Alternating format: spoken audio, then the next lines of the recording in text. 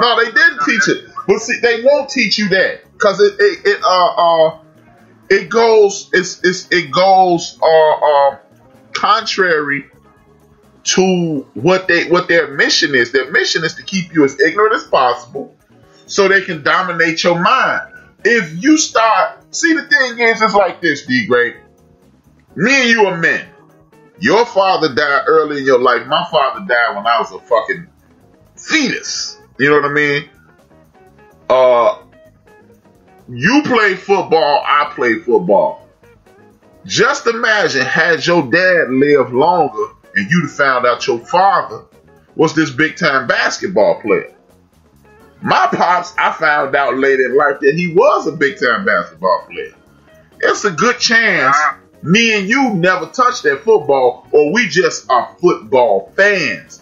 We don't go as deep into football as we do because that's our path. But when you find out, wait a minute, my pops is doing this shit, now you pops wire me up on this. And now you see that the greatness might just be in you. Because look at this, just for my story, my pops was a big time ball player on the hood level. My mom's brother played for the Spurs. He had a cup of coffee with the Spurs. So just imagine my pops lives. I see my pops hooping. I already thought my Uncle Richard was a superhero. I'm hooping now, man. I'm not doing that. So when you find out that it is greatness in your lineage, you will in turn be part of that lineage. That's why people from the Jewish communities, that's why they either doctors and lawyers, because they got a bunch of uncles and cousins that are doctors, lawyers, and accountants. It ain't have nothing to do with greed and selfishness and stuff that they're propaganda. But you look around and you see what your dad is. My man Craig. My man Craig, his dad is a civil rights attorney and a public defender. Craig wanted to be a lawyer. You see what I'm saying? So if they start teaching you that you have a undying dedication to freedom, guess what's going to happen, DGrate? You're going to want some of that freedom, bruh. You're going to want some of that greatness.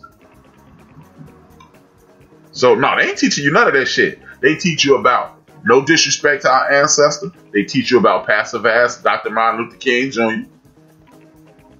They teach you about George Washington Carver, who they castrated. Most people don't know. If you ever listen to a tape of George Washington Carver talk, he sounds like a woman. It's because a white family castrated him because they were scared that he was going to smash one of their kids.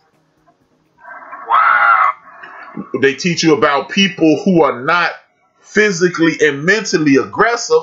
So that's why you'll never get a lesson in a Los Angeles public school. That's why you'll never get in a college. And look, Donald Trump even signed an executive order last week stating if you say something that could be offensive to white people and your cultural development or cultural sensitivity, you can lose your funding. Guess who else can lose their funding? He even in the executive order, he mentions Howard University.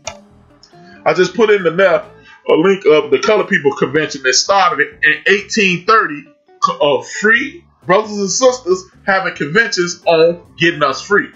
You ain't learned about that either.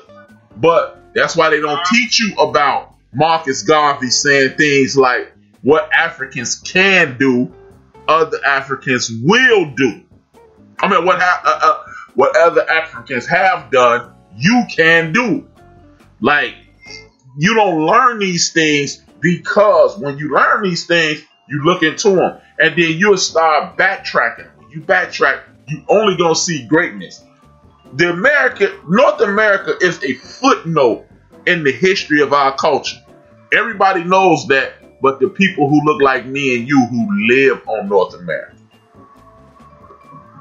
Shout out to Mookie Dean for coming in. Shout out to Shelly Q for coming in. Thank y'all for the support. And that's why this show is so powerful. Very powerful, man. Really powerful. I'm glad you put me up on this, man. For real. Oh, man. We have to. And I'm going to put in some more stuff about the Colored People Convention because just to give y'all a few of the people whose ancestors to show you how, again, when you know about the greatness of your ancestors, you tend to repeat it and duplicate it. I'm finna put some stuff in the chat room about the colored conventions project, and what that's gonna show you is this. In 1860, you know, that's 5 years, that's 3 years before the emancipation, 2 years before the the Civil War.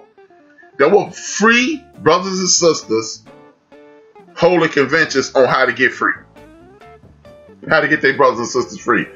For those who are history buffs like myself, you should be familiar with a guy by the name of W.E.B. Du Bois, one of the great minds of the 20th century. He was a brother. One of the first, I think he was the second guy, either him or Carter G. Woodson, the father of Black History Month. They were the first and second guys to have Harvard educations. Guess who else? Whose grandfather was at this convention? Langston Hughes. So when you know what you about, you move forward and become greater. You build on that greatness and continue that level of greatness. So hell no, they ain't finna teach you nothing about your ancestry.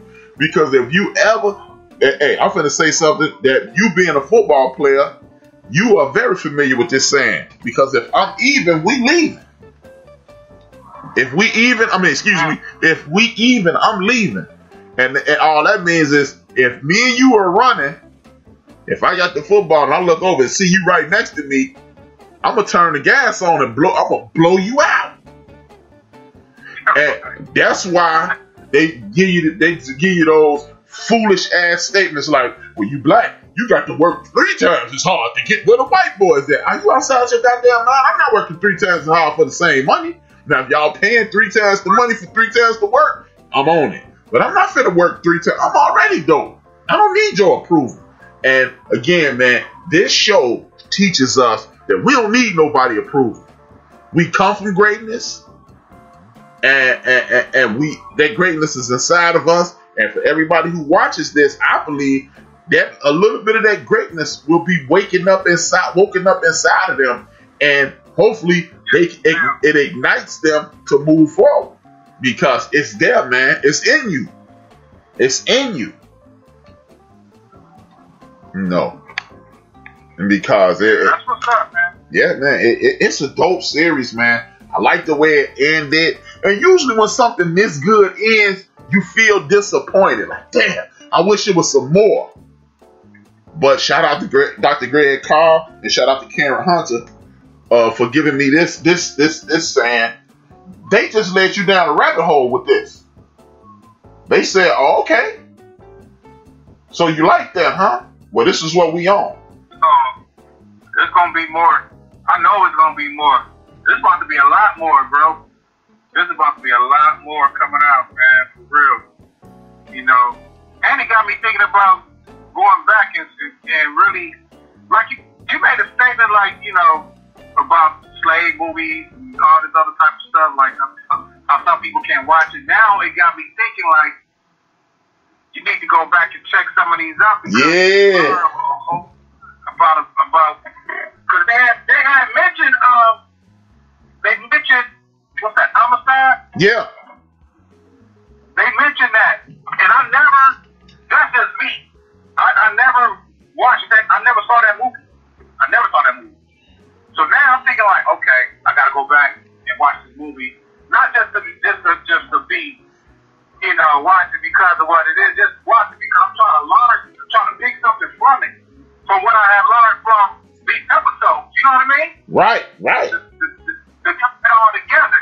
All that I have learned from these 6 episodes, some of these movies and stuff that are, you know, I will start reading about our history and just go tie in together. You know what I mean? To help me get a better understanding, to help me as a person. Right. You know? So Yeah, man. I totally agree with you. And hey, I'm gonna give you a piece of homework that may help you. You going to Carolina this year? All you have to do is go down to the city hall or the library and check out the census, and you can find out a whole lot about yourself. Hey, it's funny. Man, it's a trip. Ronnie is still in the chat room, but they was in Sheboygan. They was in Sheboygan, Wisconsin, because they were talking about the travel again to Canada. Right. You know what I mean? So I thought about her when they said they mentioned Sheboygan. They mentioned the whole. They talked a lot about South Carolina, different parts of South Carolina, Charleston, and all that stuff. Man, I'm like, I don't know how long it took them to make this documentary, but they was all over the map with this one. Yeah, they was talking about shit in Chicago. They had bread to make this, bro. Cause to make this documentary, they had bread. They was doing some shit. They had bread, bro, to do this. Hey, man. You know, it's just, and I that's how I found out some of my ancestry. My aunt Louette, which is my grandmother's sister. She is the second to last living sibling of my grandmother, and my aunt Louette used to put us on, and that's how we found out. Like, you hear me salute those names at the beginning of the show. If you pay attention, I say Turner. And yeah, that Turner. Nat Turner is my grandmother's cousin. My cousin Cynthia, she put me on last year. She wrote a book about it. So, yeah, it's not a difficult. If you got the time and the finances, like you said, it's not difficult. You know, because a lot of these records are skewed and kept poorly, but some of them, like the census, are kept properly.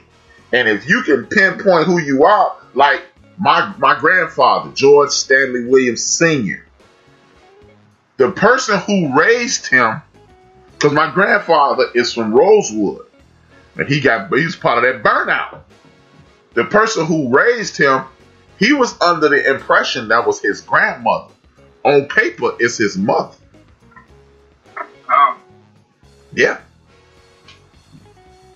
So it's just, man, as devious as the people who enslaved us were, they wrote down things and they made it a little easier to track than we assumed. But again, they teach you in school. What do they teach you in school? It's almost impossible to track your lineage. Sam Jackson did it. Looked like he did it with 2 phone calls. So, you know, it's just, man, this is a powerful show. I recommend everybody who's listening to this. It's on Epix TV, or if you got the Fire Stick, I'm sure you can find it on Epix. It's called Enslaved. It's produced by Samuel Jackson. He's in every episode.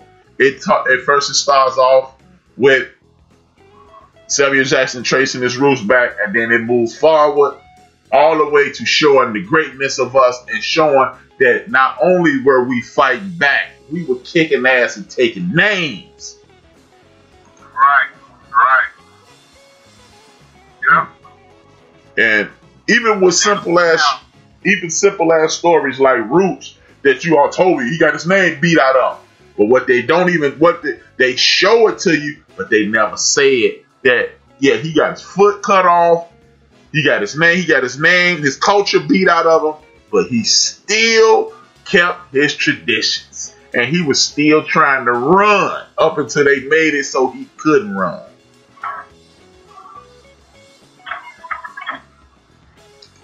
So very deep, man. I advise people to go back and check it out. Yeah, man. Introduce yourself to it. Deacon Dale is in the building. Thank you, Deacon Dale. Much love, brother. So this leads us to the Fargo, Season 4, Episode 1. For those who have watched Fargo, I suggest you watch the entire series. It is an insanely entertaining. It is funny. It's quirky. It's gangster. It's a thriller, drama, comedy, all in one. It's an awesome show. Big ups to the people who do Fargo. But DGrate, talk to me about Season 4, Episode 1. Yeah, because I know they started the series, But I didn't